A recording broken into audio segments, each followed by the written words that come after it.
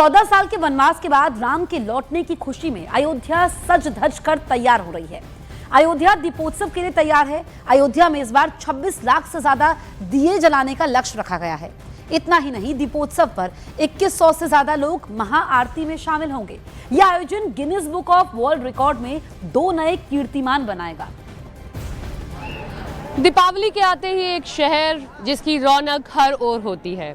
सिर्फ उसी शहर में दिए जलते हैं, लेकिन उन दियों से होता प्रकाश पूरे देश को, पूरी दुनिया को प्रकाशित करता है। आपने बिल्कुल सही समझा, हम बात अवध नगरी अयोध्या की कर रहे हैं, राम की नगरी अयोध्या की। और इस वक्त मेरी मौजूदगी राम की पैड़ी पर है। देखिए, हर साल अयोध्या अपना ही बनाया रिकॉर्ड तोड़ती है और इस बार भी जब 27 लाख से ज्यादा दिए बनाने का रिकॉर्ड स्थापित करने अयोध्या जा रही है, जिसमें सबसे बड़ा योगदान, जैसे राम की सेना में सबसे बड़ा योगदान वानरों का था, जिनको लोगों ने छोटा समझा, लेकिन सबसे बड़ा योगदान उन्होंने दिया, ऐसे ही इन बच्चों का योगदान है जो अवध यूनिवर्सिटी के अलग अलग फैकल्टी से हैं। और देखिए, धूप चिलचिलाती हो वो तो भी लगे रहते हैं। और ये तैयारी आप एक दिन में देखते हैं, लेकिन ये एक दिन की तैयारी नहीं होती है। ये बच्चे हफ्तों से तैयारी कर रहे हैं, बल्कि हम कहें कि महीनों से तैयारी करते हैं, तब जाकर ये यहाँ पर दिए लगते हैं। आप लोग सब फैकल्टी में डिस्ट्रीब्यूटेड होते हैं ना? जी जी जी। कौन कौन सी फैकल्टी यहाँ पर काम करती है? यहाँ से क्या नाम है, कितनी होंगी टोटल? अब एग्जैक्ट क्लियर नहीं, लेकिन काफी फैकल्टी हाँ, काम करते हैं। आप लोग अपना ही बनाया रिकॉर्ड हर बार तोड़ते हैं, हर साल। बिल्कुल बिल्कुल बिल्कुल। दीपावली आती होगी, आप लोग एक्साइटेड हो जाते होंगे कि इस बार फिर कुछ नया। बहुत ज्यादा दीपोत्सव का उत्साह रहता है और नए नए मतलब क्या नाम, सब लोग मिलते हैं, दिया जलाते हैं। और राम जी के आने की खुशी में जब से ये मंदिर बन गया, तब से और उत्साह रहता है कि अब तो प्रभु आ गए हैं। हमारे यहाँ बहुत सारे ऐसे मतांतरण हो जाते हैं संतों के बीच में, और जो है तमाम ऐसी पत्रावलियों के मामले में, लेकिन हमारा विद्वत परिषद चाहे अयोध्या का हो, बनारस का है, प्रयाग का है, हरिद्वार का है, सारे विद्वत परिषद के वरिष्ठ जनों ने, सारे मनीषियों ने बैठ करके एक मंच पर वार्ता की और सब ने जो शुभ तिथि हमारी है वो 20 जो है तारीख को दिखाया है। तो हम सब लोग एक मत में आकर के 20 तारीख को ही जो है यहाँ पर दीपावली मना रहे हैं। कैसा लगता है हर साल दीपावली? हर साल बहुत एक्साइटमेंट होता है आप लोगों को? हाँ, बहुत एक्साइटमेंट होता है यहाँ पे आके। इतना मतलब अच्छा लगता है कि राम जी की भक्ति कर रहे हैं हम लोग। पढ़ाई के साथ साथ ये भी हमारे कॉलेज का एक फेस्ट समझ लीजिए। होता है। कहाँ से? अवध विश्वविद्यालय से। यार मतलब अच्छा लग रहा है, लड़कियां एकदम गॉगल वॉगल लगा के एकदम चौचक बन के आई हैं। Thank you.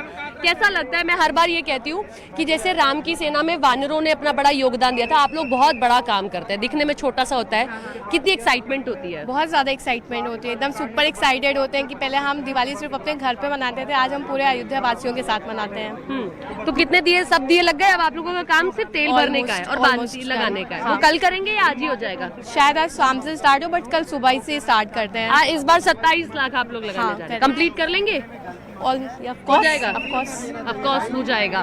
तो ये सभी देखिए बच्चों को देखिए, आप देखिए जहाँ तक आपकी नजर जाएगी आपको ये अवध विश्वविद्यालय के सभी बच्चे, अलग अलग फैकल्टी जो है वो इस तरीके से डिस्ट्रीब्यूट हो जाती है कि इतनी जगह पर आप लगाएंगे, इतनी जगह पर हम लगाएंगे। लेकिन बड़ा काम है जिसे ये बच्चे बखूबी हर साल करते हैं। और उसमें भी सबसे बड़ा काम जिस तरीके से कहा जाता है, योगी आदित्यनाथ ने कहा, प्रधानमंत्री नरेंद्र मोदी ने कहा कि जरूरी है कि आप स्वदेशी हो जाएं। तो आप भी कोशिश करिए कि एक चाइनीज लाइट की जगह या चाइनीज आप कोई कैंडल लेकर आए, उसकी जगह एक कुम्हार का दिया जलाएं, तो आपको भी वही रोशनी महसूस होगी जो अयोध्या में दीपोत्सव पर होने वाली है। बड़ी खबर बांग्लादेश की राजधानी ढाका से आ रही है, जहां एयरपोर्ट पर भीषण आग लगी है। बताया जा रहा है कि एयरपोर्ट पर यह आग कार्गो सेक्शन में लगी है। तस्वीरें आप देखिए, आग किस वजह से लगी ये अभी साफ नहीं है, लेकिन एयरपोर्ट में जो आग लगी है उससे हड़कंप जरूर मच गया है। ढाका एयरपोर्ट में यह आग लगी है और आग से कोहराम मचा हुआ है, धुएं का गुब्बारा आप देख सकते हैं और मालूम चलता है कि कितनी भीषण ये आग है। लेकिन आग को बुझाने की कोशिशें लगातार की गई। ढाका से ये बड़ी तस्वीर इस वक्त निकल करके सामने आ रही है, जहां पर आप देखिए कि ढाका में एयरपोर्ट में भीषण आग लगी है। जानकारी ये मिल रही है कि ये एयरपोर्ट का कार्गो सेक्शन है जहां पर आग लगी है और फिलहाल प्राथमिकता यही है कि आग पर काबू पाया जाए और उसके बाद जब जांच होगी तो तस्वीर साफ होगी कि आग के कारण क्या रहे, किस वजह से आग लगी और आग कैसे फैली। ये आप देखिए, बांग्लादेश की राजधानी ढाका जहां के एयरपोर्ट में इस वक्त भीषण आग लगी हुई है और आग से अफरा तफरी भी मची है। हालांकि ये कार्गो सेक्शन में लगी है, ऐसे में इस वक्त इसको बुझाने का प्रयास हो रहा है, लेकिन किस वजह से लगी ये अभी साफ नहीं है, क्या कारण आग लगने के रहे। लेकिन प्राथमिकता यही है कि जल्द से जल्द आग पर काबू पाया जाए।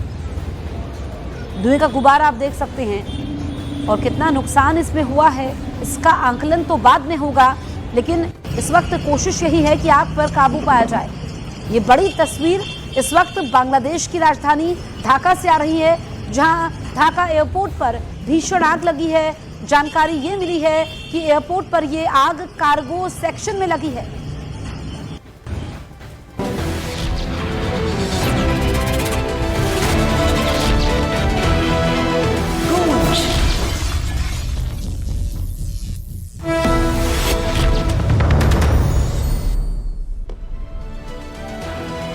नमस्कार, आप सभी का बहुत बहुत स्वागत है। मेरा नाम रूबिका लियाकत है। 4:50 हो गए हैं। आपका पसंदीदा डिबेट शो, और मैं ये फख्र से कहती हूं और डेटा के आधार पर कहती हूं कि गूंज को न्यूज 18 इंडिया पर जो 4:50 पर शुरू हो जाता है, देश बेइंतहा मोहब्बत और आशीर्वाद दे रहा है। आगे बढ़ रही हूं, आशीर्वाद तो बिहार में भी जनता को देना है। 4 और 5 अक्टूबर 2025 को चुनाव आयोग के अधिकारी बिहार दौरे पर थे। याद कीजिए, मकसद क्या था? विधानसभा चुनाव को शांतिपूर्ण तरीके से कराने के लिए सियासी दलों के साथ समन्वय बनाना कि भैया आपकी बातों को रखा जाएगा, आपकी बातों का ख्याल रखा जाएगा, आपके अधिकारों का हनन किसी कीमत पर लोकतांत्रिक व्यवस्था में नहीं हो सकता है। ये सभी पार्टियों को बता दिया गया और इसीलिए चुनाव आयोग ने अलग अलग पार्टियों से सुझाव दिए और तभी बिहार बीजेपी के अध्यक्ष दिलीप जायसवाल चुनाव आयोग से बुर्के वाली महिला वोटर को लेकर एक खास डिमांड करते हुए नजर आते हैं। और क्या कहते हैं कि बुर्का पहनकर वोट करने आने वाली महिलाओं की पहचान हो, बुर्का नशी महिलाओं की पहचान वोटर कार्ड के आधार पर हो, ताकि पता लगाया जा सके कि बुर्के की आड़ में कहीं फर्जी वोटिंग तो नहीं हो रही। चुनाव आयोग ने इस सुझाव पर अमल किया। 6 अक्टूबर को जब चुनाव आयोग के तरफ से बिहार में चुनाव की तारीखों का ऐलान हो रहा था, तो बतौर मुख्य निर्वाचन आयुक्त ज्ञानेश कुमार ने इसी एक सवाल का जवाब दिया था। ये बुर्के पर क्या कहा था, पहले मैं आपको सुनवाती हूं ताकि शब्दों में कोई हेरफेर ना होने पाए।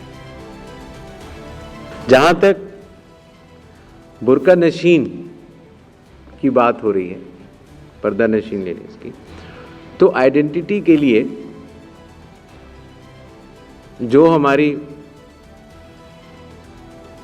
आंगनवाड़ी सेविकाएं हैं वो हर बूथ पर उपलब्ध रहेंगी और आवश्यकता पड़ने पर उनकी चेकिंग होगी। कमीशन के निर्देश इसमें पूर्णतः स्पष्ट हैं कि पोलिंग स्टेशन के अंदर किस तरह से। सुन लिया ना आपने। हालांकि चुनाव आयोग ने इसके पीछे मतदान में पारदर्शिता, ट्रांसपेरेंसी बढ़ाने का हवाला दिया, लेकिन सियासत ने इस मामले में उतने सीधे तरीके से मुझे लगता है रिएक्ट नहीं किया जितना चुनाव आयोग आसान और सरल शब्दों में समझाने की कोशिश कर रहा था। यह ऐलान कहां हुआ या ये डिमांड कहां से आई? बिहार के लिए आई, बिहार में हुई, बिहार के विधानसभा चुनावों के लिए हुई।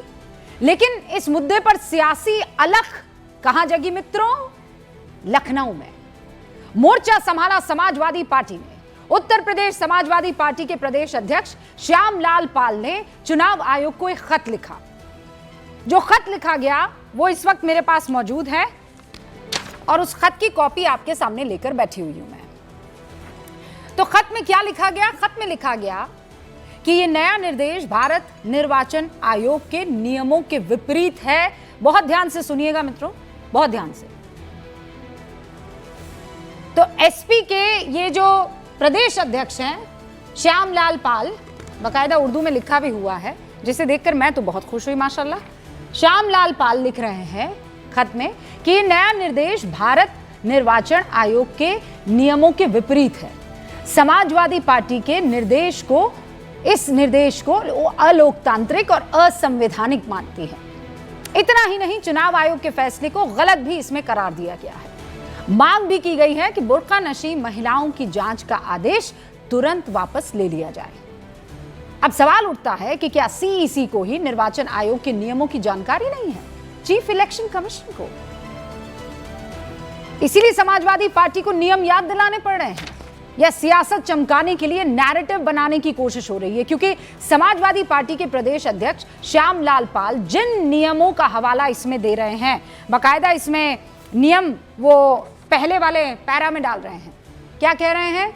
भारत निर्वाचन आयोग के नियमों के विपरीत है, क्योंकि भारत निर्वाचन आयोग की हैंडबुक फॉर रिटर्निंग ऑफिसर के पृष्ठ संख्या 143 के पैराग्राफ 13.6.9 के सी और ब्रैकेट आई, जिसमें process of identification of voter by polling officer में मतदान के दिन मतदान अधिकारी को मतदाता की आईडी यानी मतदाता पहचान पत्र की जांच करने का ही अधिकार है।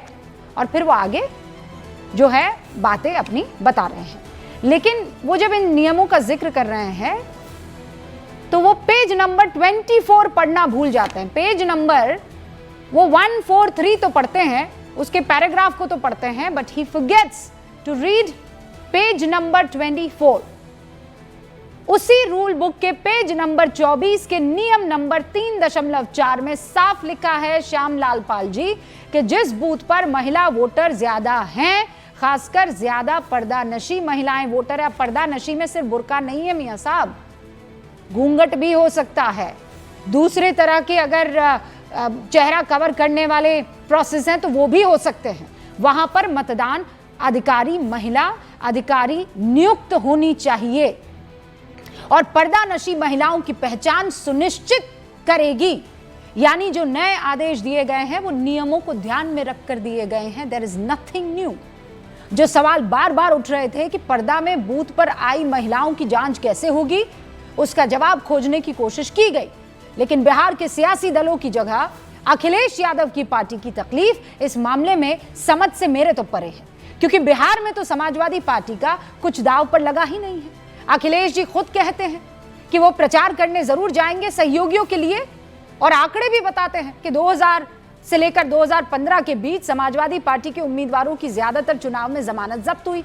2020 आते आते ये बात समाजवादी पार्टी को समझ में आई और इसीलिए अखिलेश जी ने आरजेडी को अपना समर्थन दे दिया। और इस बार फिर अखिलेश जी ने तेजस्वी जी को समर्थन का ऐलान कर दिया है। फिर समाजवादी पार्टी के इस पत्र की वजह क्या है? क्या श्यामलाल पाल ने इस पत्र को लिखने से पहले अखिलेश यादव से बातचीत की थी?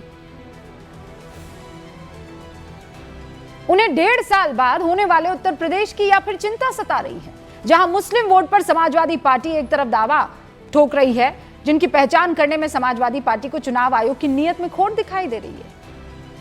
क्योंकि 2017 विधानसभा चुनाव में समाजवादी पार्टी गठबंधन को 46% मुस्लिम वोट मिले थे। 2022 विधानसभा में यह बढ़कर 79% हो गया। ऐसा ही हाल कमोबेश लोकसभा चुनाव में भी देखने को मिला।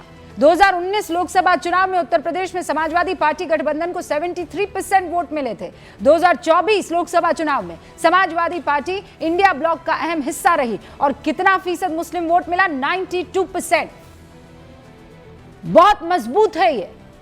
और इसीलिए बिहार में बुर्का नशी महिलाओं की चेकिंग का जो मसला है वो उत्तर प्रदेश में उठ जाता है। यानी मुस्लिम वोटरों को इस पत्र के जरिए एक संदेश देने की कोशिश कि समाजवादी पार्टी उस नियम के खिलाफ भी खड़ी होने को तैयार है जो चुनाव आयोग को वोटरों के पहचान की जांच करने का अधिकार देती है। क्या इस तरह आधी अधूरी जानकारी के साथ खत लिखना, बताइए, समाजवादी पार्टी को शोभा देता है? क्योंकि संविधान ने तो चुनाव आयोग को चुनावी प्रक्रिया पूरा करने का हक दिया है। फिर समाजवादी पार्टी अपने वोट बैंक के लिए संवैधानिक हक के खिलाफ पत्र कैसे लिख सकती है और क्यों लिखेगी? इसीलिए आज गूंज में बड़ा सवाल यह है कि पर्दा नशी महिलाओं में समाजवादी पार्टी को सिर्फ बुर्का क्यों दिख रहा है? क्या वोटरों की पहचान के लिए बिना वोट डालने देने वाला या बिना वोट डालने देने वोट चोरी नहीं है? बगैर आप पहचान के वोट डालने अगर देंगे तो ये वोट चोरी नहीं होगी क्या? पारदर्शी चुनाव की मांग करने वाला विपक्ष क्या इस मुद्दे पर एसपी के साथ है? शुरू कर रही हूं गूंज।